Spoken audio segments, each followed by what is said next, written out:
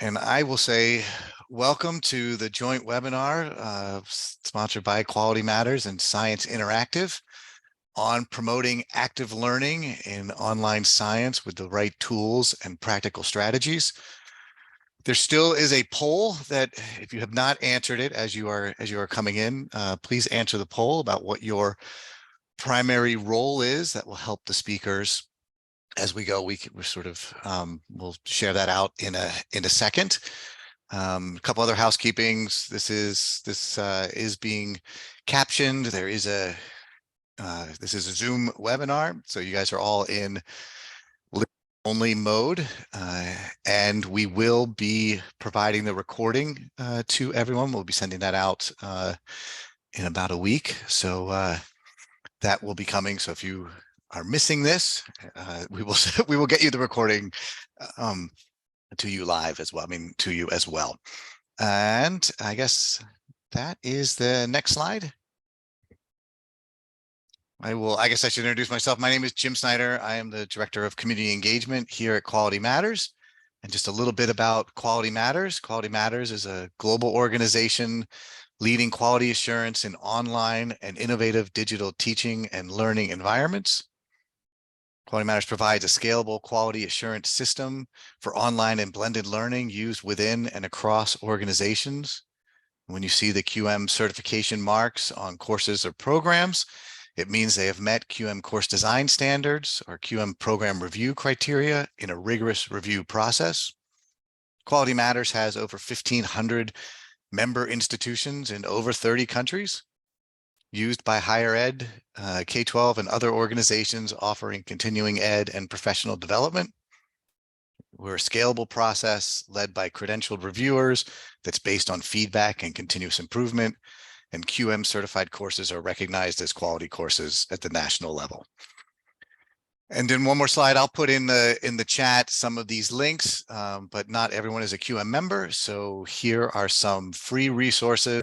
We put on these joint webinars every so often. So I'll send a link to those so you can access others. If you're into accessibility and usability, we have a free resource site that you can go to for that information. We've just released an update to our Bridge to Quality online course design guides, both for higher ed and K-12, so you can access those, as well as a research library for looking at sort of how we support the standards with research that's going on in the industry. We also offer lots of professional development offerings, and then lastly, our live QM Connect conference is happening in November in Rosemont, Illinois, right outside of Chicago. So that's enough about Quality Matters. And Lauren, I will turn it over to you. Thank you, Jim, and thank you to the whole Quality Matters team for partnering on today's event. We're so thrilled to have such a large group here. My name is Lauren O'Brien. I'm with the team at Science Interactive, and I'm really excited to be able to introduce today's presenters. We have Dr. Caitlin Runne-Janczy. She's the Chief Academic Officer at Science Interactive, where she leads our team of scientists and curriculum experts who focus on conducting research and developing rigorous, high quality, and accessible hands-on lab experiences for online college students. Kate is an alumna of Marist College, where she received her Bachelor's of Science in Biochemistry, and the University of Iowa, where she received her PhD in Pharmacology. And we have Merideth Sellars. She is the professor in the Department of Biological and Physical Sciences at Columbus State Community College, where she has served as the PI for the Future Scientist of Ohio Scholars Program, faculty advisor for the STEM Club, and a coordinator for STEM community outreach and engagement for over 19 years. Merideth currently serves as the Columbus State Coordinator for the Destination Ohio State and Researcher Mentor Teacher Programs. She's an active member of the Ohio State Biomedical Engineering External Advisory Council and served as the vice chair for the past 5 years. Really incredible to see that she's also worked with the STEM Industry Council on their career readiness program for Columbus City Schools to connect inner city STEM students with summer internships. In addition to co-authoring 11 iBooks in human anatomy and physiology and 3 laboratory manuals, Merideth has also served as the distance learning lead instructor for her department. She is a 2012 and 2019 recipient of Columbus State's Distinguished Teaching Award and a 2016 Outstanding Women Leader Award. So thank you, Meredith and Kate, both for being here to share your expertise. And Kate, I'll turn it over to you. Awesome. And thank you so much again, Lauren, for that introduction, and Quality Matters for having us today. As Lauren mentioned, I am Kate Runne-Janczy, and I am the Chief Academic Officer here at Science Interactive. I've been working with our team of scientists and instructional designers for almost 9 years to bring hands-on science laboratory experiences to distance learners. So what we want to talk about today is really engaging students in online learning, specifically in the laboratory. Student interest really has been growing in online courses and degree programs for many, many years, but really has accelerated since COVID occurred. Despite this, STEM courses really have lagged behind in the move to online, primarily due to questions really regarding how the laboratory component can be addressed in a distance learning setting. And so last year, Science Interactive published our first annual lab report to better understand from a student and faculty perspective, the benefits and challenges of online lab courses and how these challenges can be addressed. As a part of that, we surveyed over 300 faculty members and 1,300 students, and are really excited to share some of our findings with you today. To begin, we asked students, we asked students who had taken an online lab course in the past year how important it was to be able to take their lab course online. And really an astounding 91% of students responded that it was really important for them to be able to take their laboratory course online. There were a number of reasons given as to why that modality, being able to take it online, was so important. And we've included some of the direct quotes from the students we surveyed here today. But there were a couple of key reasons that students cited over and over within the survey. First, being able to complete those labs online allowed them to work around family care obligations, whether it was childcare or elder care, also around full-time jobs, and it allowed them to be able to take a lab that they couldn't attend on campus. Similarly, for rural students or military students, it allowed them to complete labs while they were deployed or unable to get to the campus environment as well. Additionally, for students who might be on campus, they were able to take multiple lab courses at the same time despite scheduling conflicts and stay on track with their degree because they were able to take a lab online. And so when we consider all of this, it's really clear that there continues to be growing interest in STEM courses, and that online STEM courses really represent an opportunity for institutions to both expand enrollment and get access to STEM courses for students who may not normally be able to pursue these degrees otherwise. But like I mentioned before, there are a number of challenges that are associated with bringing those laboratory courses online.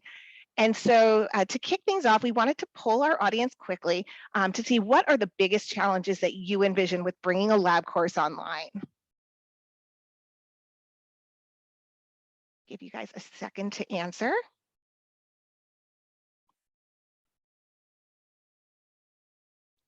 Okay.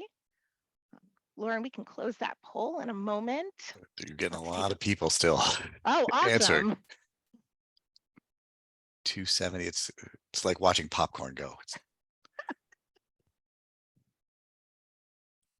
Now it's kind of slowing down. Yeah, excited to see what the results are. Awesome. So what we're seeing with our group today is that recreating that hands-on lab experience is the single biggest challenge for 50% of you. Looking at rigor and academic integrity are second and third, and then student engagement, safety, accessibility requirements all fall within concerns as well. So thank you guys so much for sharing. And interestingly enough, when we take a look at our data from our 300 plus faculty that we surveyed, we find similar challenges faced them as well prior to bringing their lab courses online. Among the instructors, 41% cited recreating a hands-on lab experience as the greatest challenge they faced with bringing their course online. And right behind that, nearly 30% of faculty cited ensuring quality and rigor of course materials as their greatest challenge. Certainly with labs, we also see concerns about lab safety, Like all courses, we have concerns with academic integrity and promoting student engagement and meeting accessibility requirements, but we want to dive a little bit more into those top two, the recreating a hands-on lab experience and ensuring quality. So we wanted to see whether concerns about, my apologies, jumped too far ahead there. We wanted to find out whether these challenges pose a barrier to moving science laboratory courses online. And from our data from both faculty and students, it indicated that they're really not barriers. So taking a look at our 41% of instructors who found that recreating a hands-on lab experience was the biggest challenge, we dove in further and asked them whether with using a hands-on lab kit, were the lab courses online comparable to those on a campus environment? And 71% of instructors and 74% of students felt that using a hands-on lab kit at home was comparable to having a hands-on lab experience on campus. Additionally, when we looked at concerns around quality and rigor, 89% of faculty and 84% of students felt that using a hands-on lab kit provided students with the opportunity to learn the knowledge and skills they would need to continue on in their degree program, whether it be a science major moving on to additional courses, as well, or a non-major student who is simply completing that as part of their larger degree requirement.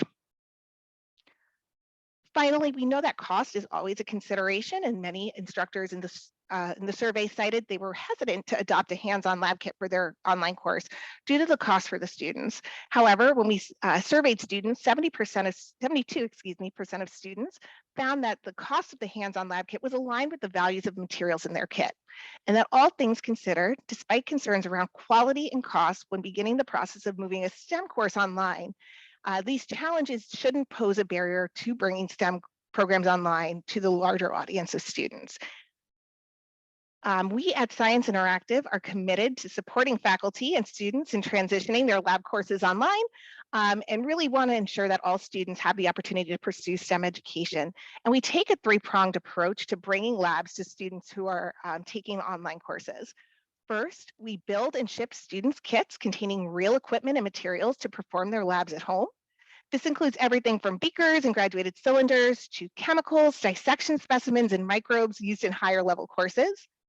All of these materials are used in conjunction with laboratory content and curriculum that's written by our team of in-house PhD scientists and graphic designers. And this content is housed in our lab management platform that can be easily integrated into any learning management system. We offer over 450 hands-on and digital lab experiments across 11 different science disciplines, and these labs can be used to support both majors and non-majors courses. And we're incredibly proud of the fact that all of our disciplines are Quality Matters certified as of 2023. Now, I'm very happy to turn the mic over to Merideth Sellars, who's using our content to support our human biology course at Columbus State Community College. She'll be sharing more about her experience bringing her labs online and how she promotes active learning with her students despite being at a distance. Over to you, Merideth. Thanks, Caitlin. So I'm going to get started just giving you a little background on the course that I teach and some specifics really focused around how I try to make my web-based science course as interactive as possible. And I've been kind of peeking an eye at the chat coming through, and I love that there's a great variety of you, whether you are faculty or instructional designers. So I'm going to kind of talk about my experiences, and we've got a lot of time for questions for some of the things that I may not have in my presentation, but a lot of you have great questions about some of the other elements as far as teaching a web-based science course.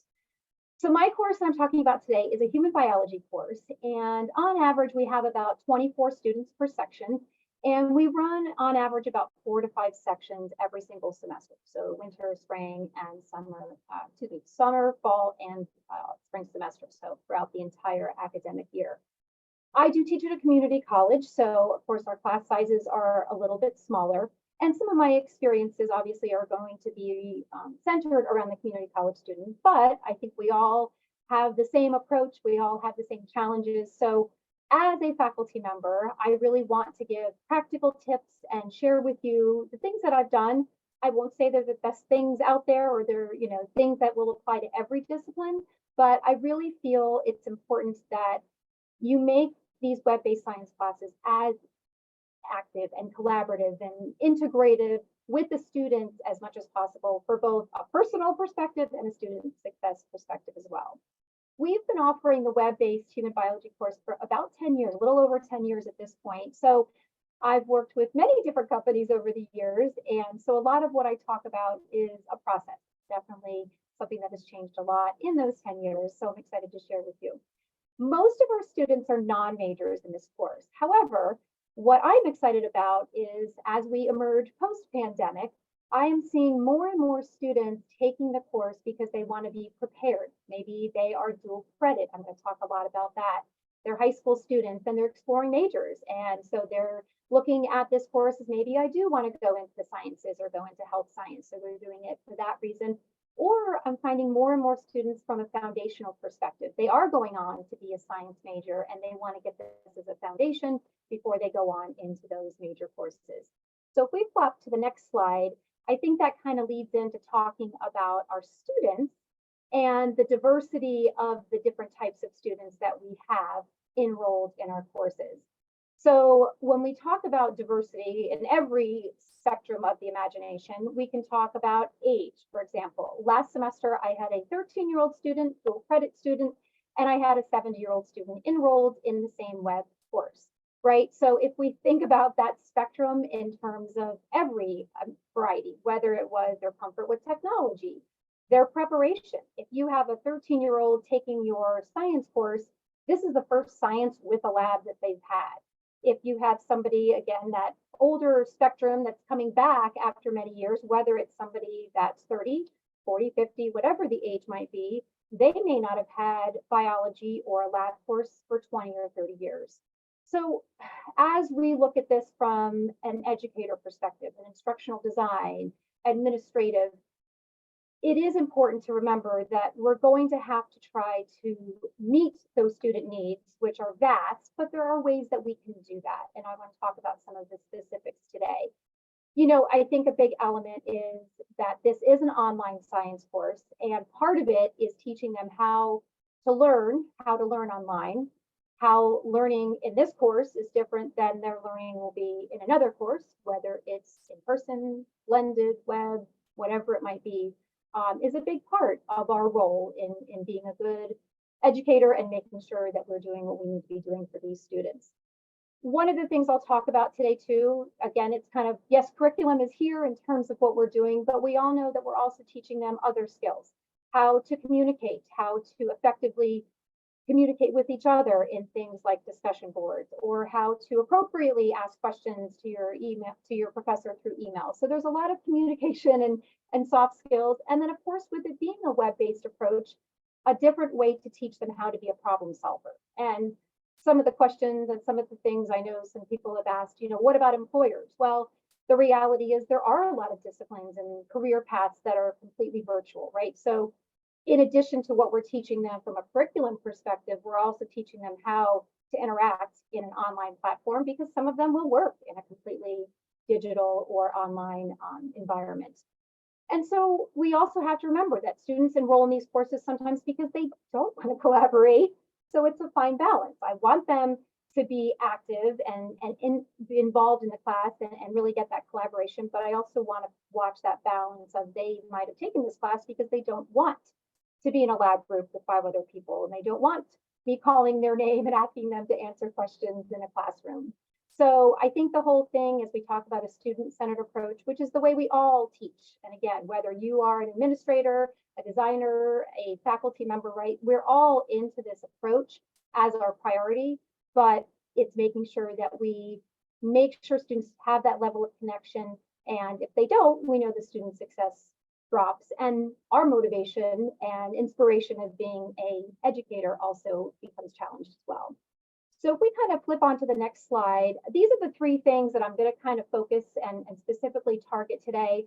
Talking about how I personally make these personal connections with my students in this web-based science course, a little bit about the feedback that they have with each other, feedback that they get from me, and how that really can foster and help them feel successful and be successful in the course.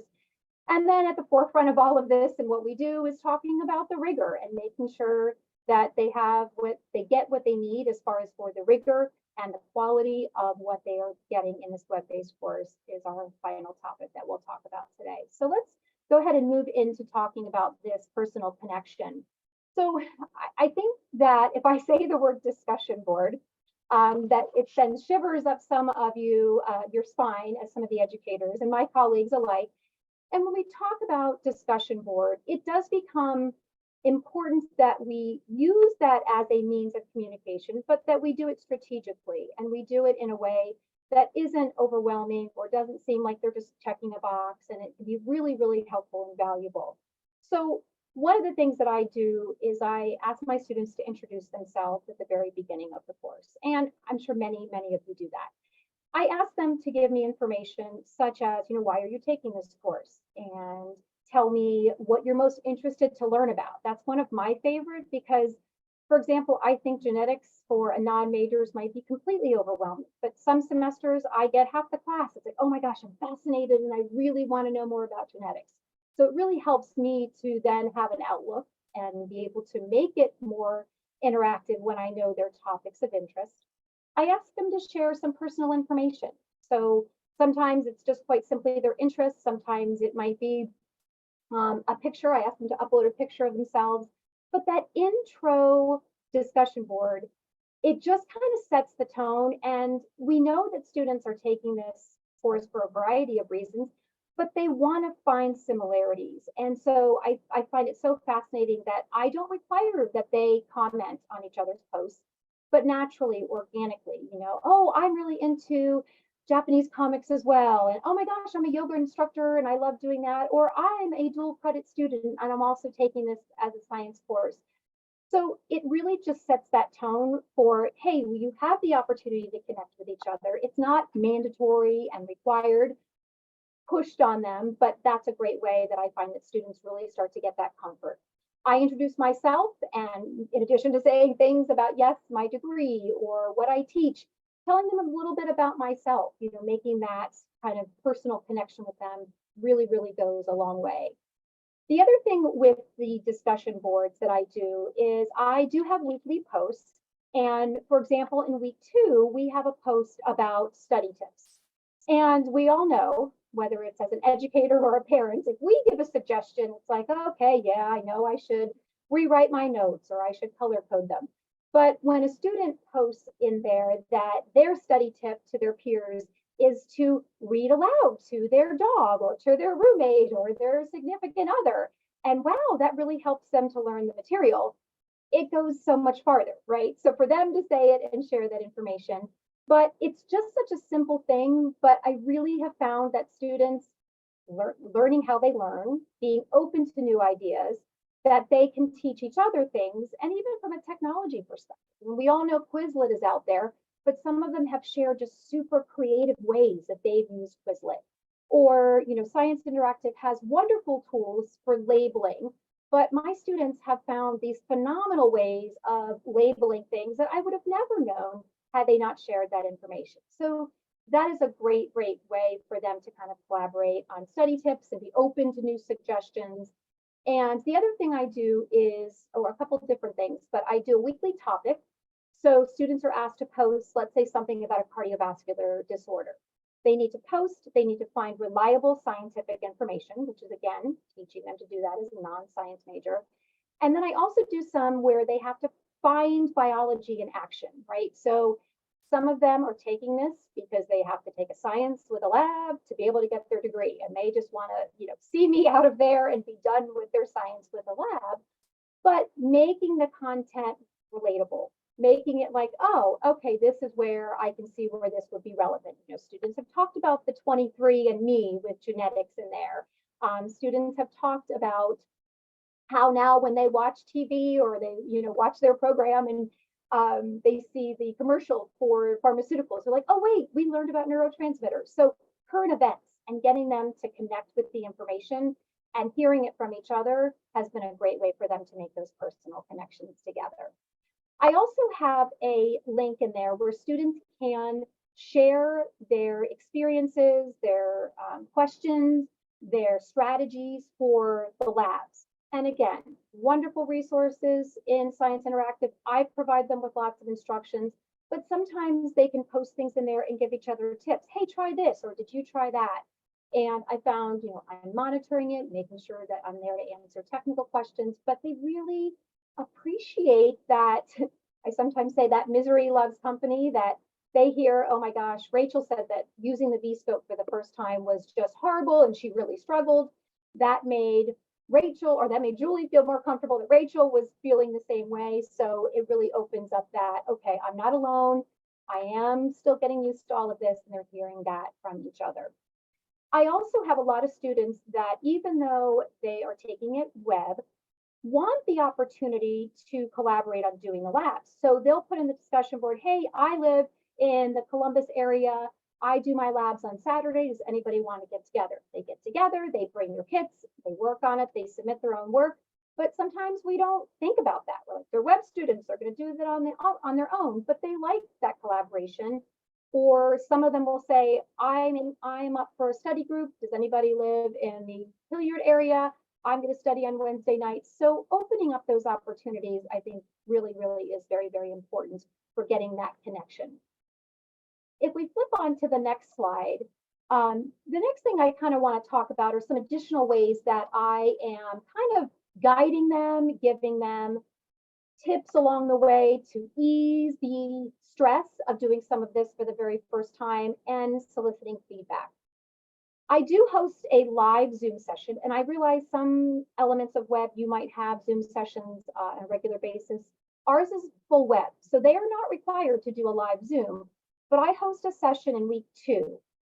They've had a week, they've gotten their kits, they've gotten online, they've had their first lab or the introductory modules, and then we are able to get together to answer questions. And this means that I'm doing an 8 o'clock, a noon, a 7 p.m., a Saturday, all different times, right? Trying to meet my students with what's going to be most effective. But again, they meet me, they put a face and name and sound together. They see that I'm here for their success. They hear the questions that other students are asking. And it's just such a simple thing, but it's really, really gone a long way. And I find that things are smoother because they've had that introduction and that session that they've attended during that first, or that second week is when I do it now. I do associate points with it. And basically I kind of say from day one, maybe it means you need to take a couple minutes off of work to do this, or an hour off work, or you need to arrange for childcare, or you need to, but I really find that the value is there. And of course the points also help get them there too. When it comes to the instructions, the resources and materials provided are great. It's a learning curve, and your students. So sometimes there might be a section on histology. So something simple in there that I add as an instructor into Science Interactive is like, hey, you're going to be looking at these tissue slides, microscope images, and I know that it's new for you. Here's, a couple strategies, or just, almost like you were in the lab walking around behind them, and you'd be like, hey, let me give you some tips and suggestions. Don't worry, don't stress, and some smiley faces along the way, or just, don't stress. I know this is new, motivational tips, whatever it might be, go a long way. And I know for these students, after teaching it many times, and you'll learn every time you do this, where those pain points are and where you can provide some extra guidance. So a lot of people think that when you do these web labs, that they're just set up and you can't add that kind of personal element. There's the opportunity to add those things, and they've gone a long way. The other thing is sometimes I know I need to provide a little video. An example, the clay that comes with the kit for them to put muscles. Sometimes, depending on where they're getting the kit, it might be drier and it may not be kind of soft enough to model for the muscles. So I put a little video up there that basically shows them this is what you can do if you need to soften your clay. So it's just, I wanted to explain that there are ways that you can kind of really guide them and give them that feedback as they're going through the lab, so they don't feel like it's just very, very dry, right? You can add those elements of making it fun or making explanations as you go. This next comment, I think, is where I really feel has made a tremendous difference in my teaching and my students' experience, and my experience is the summary paragraph that I ask all of my students to give me at the end of their labs. So this is something custom that I added to all of my Science Interactive labs. And what it is a qualitative analysis of the lab they just did. So I tell them, I don't want to know the specific curriculum content that you learned. Not that I don't care, but that's not what this is for. I don't want you to say, I learned that there are 206 bones in the human body. I want you to tell me what went well. What was something that was new for you? What was something that was a review for you? Tell me, did you like this lab? Did you hate this lab? That type of thing. And it just opens up the lines of communication.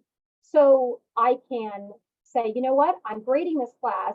10 out of the 12 students that I've done so far have all said that they're really struggling with the ability to focus on the virtual scope slides. Maybe I need to go back and repost a video or repost some information in Blackboard because I'm seeing that this is a struggle for them. It also allows me to give them direct feedback to them. And in some cases, it might be, hey, you know what?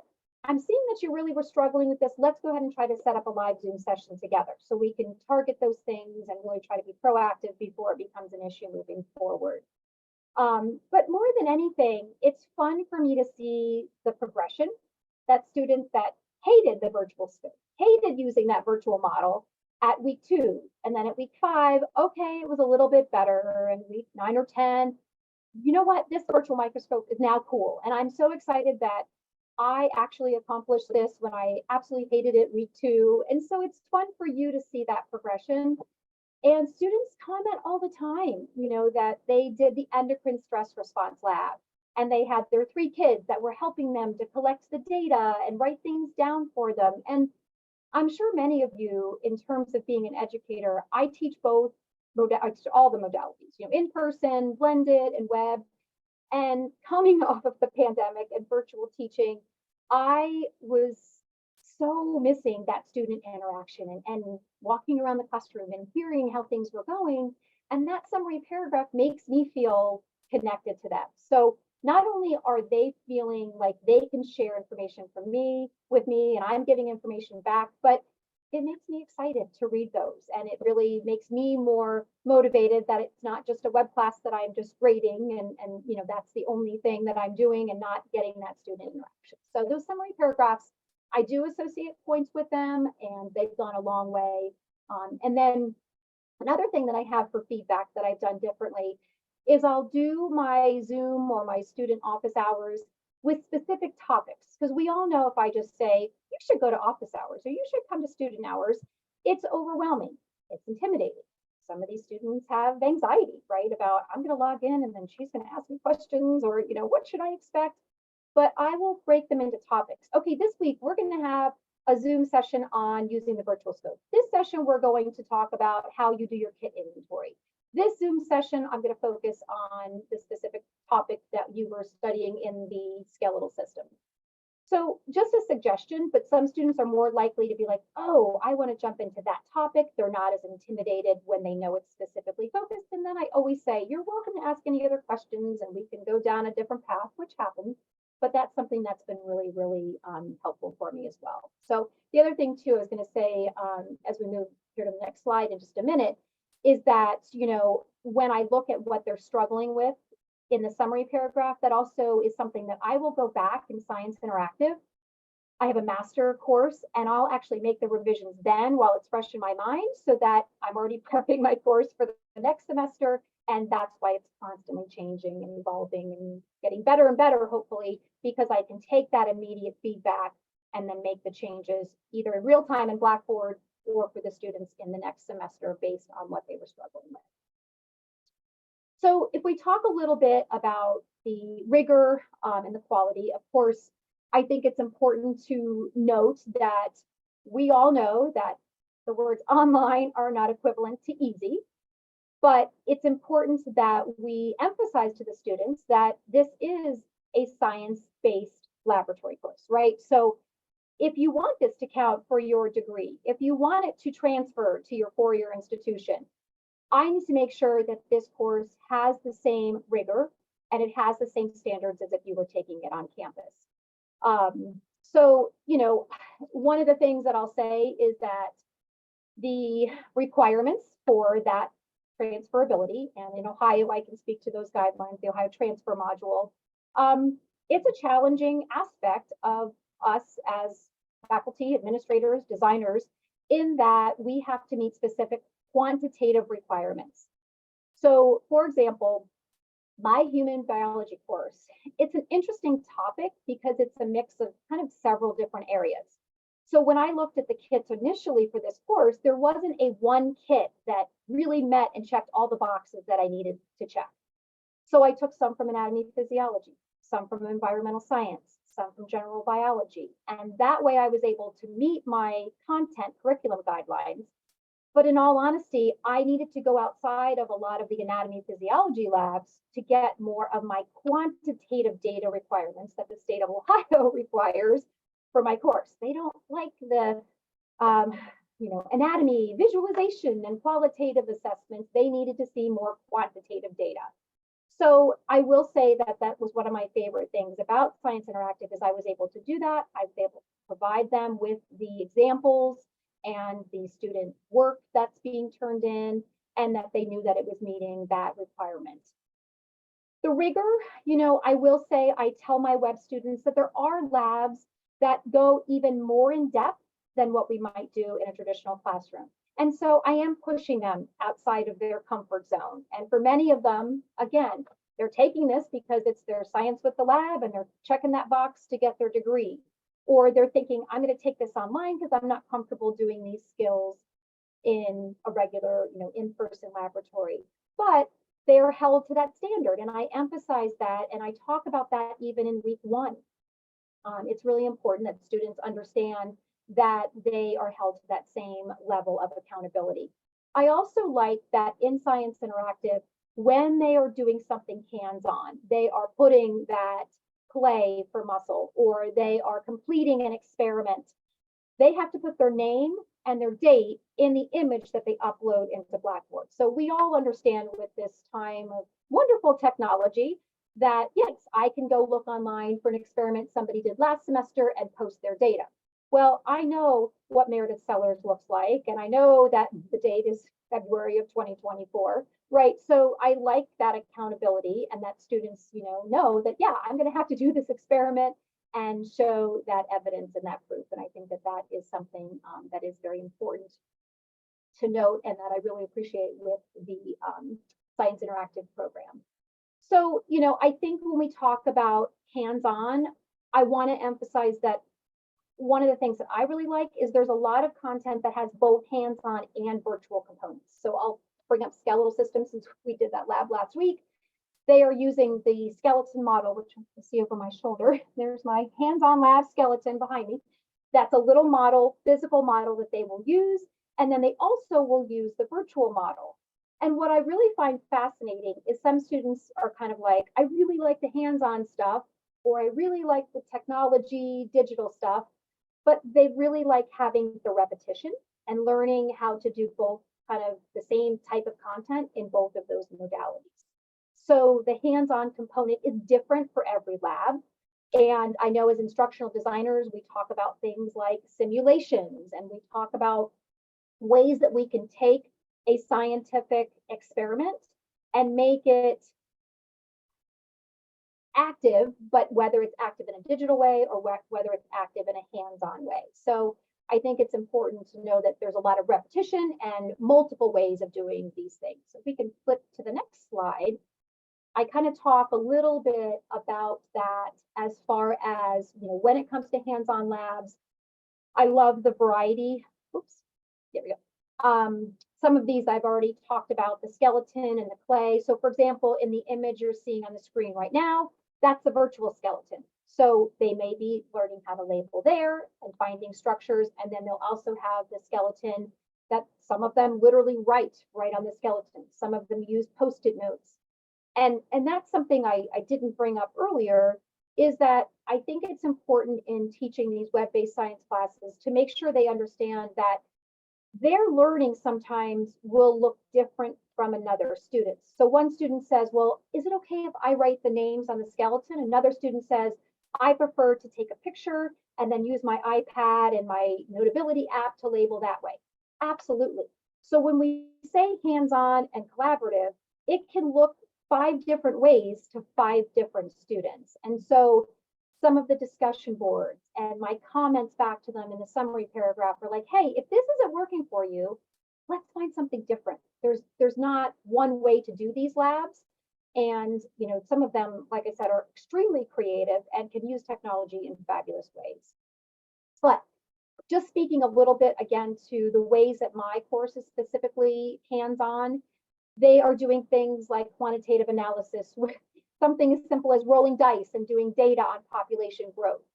And the dice, I laugh, I meant to bring a copy to show you all, but they're little itty bitty. So for some of us older folks with the need to see things very tiny, I thought, oh gosh, how is this going to go? Are students going to think this is crazy? And some of them, it's their favorite lab. Like, I love the dice lab. It was wonderful. And they're literally rolling dice repeatedly. We have a lab where they count beans. And I thought, oh gosh, this isn't going to go over well. I get stories about the cats and the dogs and how the beans end up everywhere. But they like it. Again, it's just a way to do math that they never thought that they would be able to do without just writing numbers on a piece of paper. They're counting beans and they're looking at statistical trends. And then the virtual scope, I've talked a couple times. You know, I've had students tell me, especially returning students, like, you know, I've had science classes and used a microscope. I'm never really sure I ever knew how to do it correctly.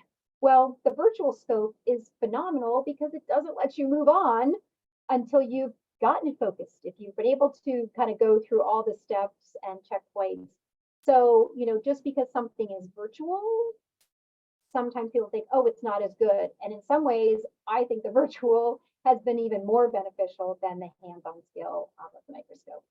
And then we talked about simulations, like there's an AGAR one where, in this case, I know for a lot of the instructional designers and some of the other courses that I teach, you know, putting these simulations together really goes a long way, and students really appreciate that it's not static information, that they're actually able to perform an experiment and see the results and analyze the results in a slightly different way. So, you know, I think the point being with this is just specific to my class. And when I saw earlier where you were all coming from, there's a huge variety of you coming, and there's elements of all of this in all of their kits, I am sure.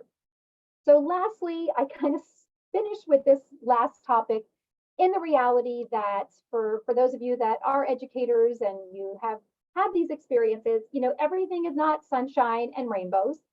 I'll be the first to tell you, and I know you've all had these experiences, but, you know, I think if you come prepared, if you process through how you can make this course as collaborating and hands-on and active as possible, you again feel the passion for it, the students have the success, and the organization goes a long way. In a web-based class, the first few weeks are the hardest, and I'm on my downward trend now. We're going into week 4. Stress levels are coming down for students, but we know I expect that every semester. The first couple weeks are going to be hard.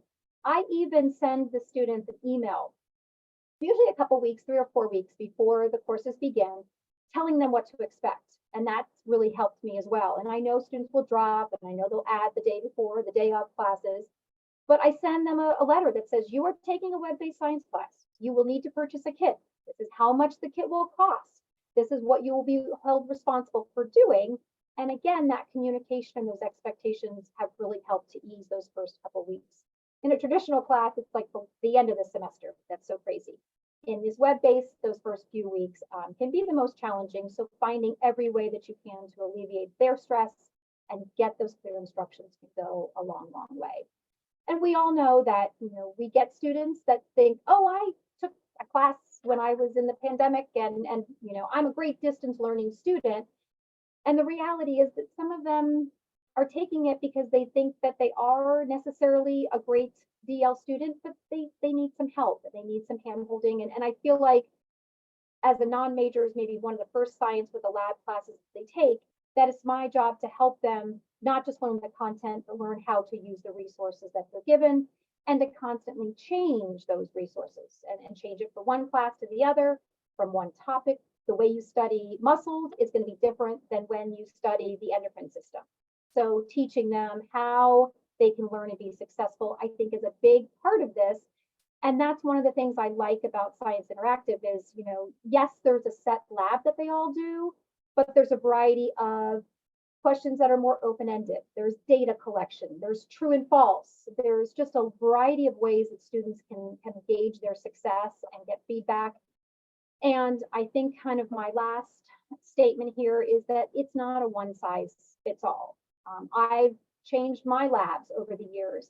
I have added a lot of personal customized labs. And so I challenge you all that if you're looking through and exploring labs for your particular course, don't be turned away because there's not an exact match. I added a lab on DNA extraction, for example, that worked the best for my students, that I kind of integrated from another class that I taught. So you can customize, you can make it your own. You can put your own stamp on it and make it how it's going to be a successful course for you and for your students as well. So those are kind of my tips, strategies, things that I've done that I want to share. And, it is a process. It's evolving. My class will look different next semester.